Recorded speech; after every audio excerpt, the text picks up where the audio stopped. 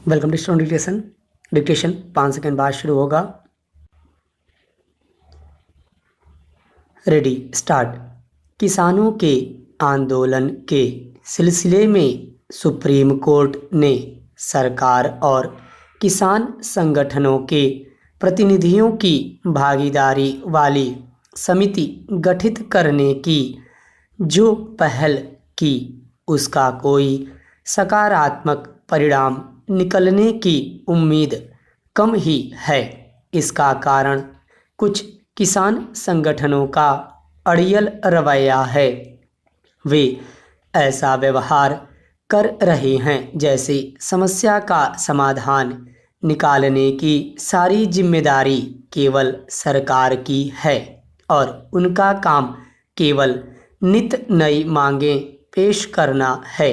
दिल्ली में डेरा डाल चुके किसान संगठन पहले नए कृषि कानूनों में कुछ बदलाव और न्यूनतम समर्थन मूल्य यानी एमएसपी की व्यवस्था को सुदृढ़ करने की मांग कर रहे थे, लेकिन सरकार से बातचीत के बाद वे इस पर अड़ गए कि तीनों नए कृषि कानूनों को रद्द किया जाए।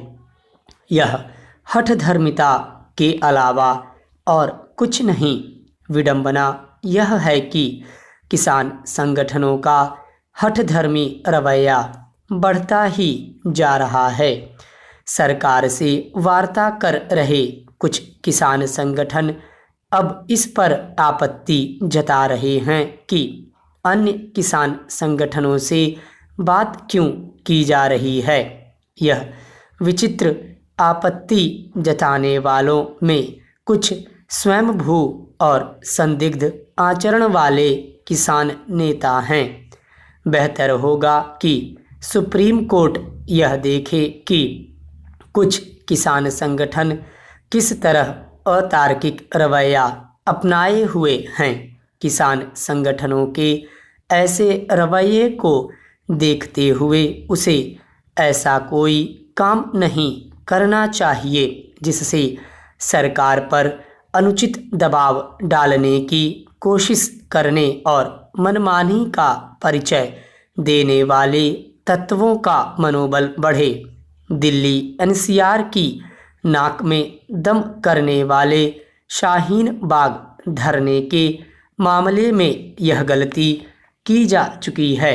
सुप्रीम कोर्ट को उन किसान संगठनों को बिल्कुल भी बल नहीं देना चाहिए जिनका उद्देश्य किसानों की समस्याओं को सुलझाने के बजाय मोदी सरकार को किसी भी तरह नीचा दिखाना और दिल्ली एनसीआर की जनता को तंग करना है।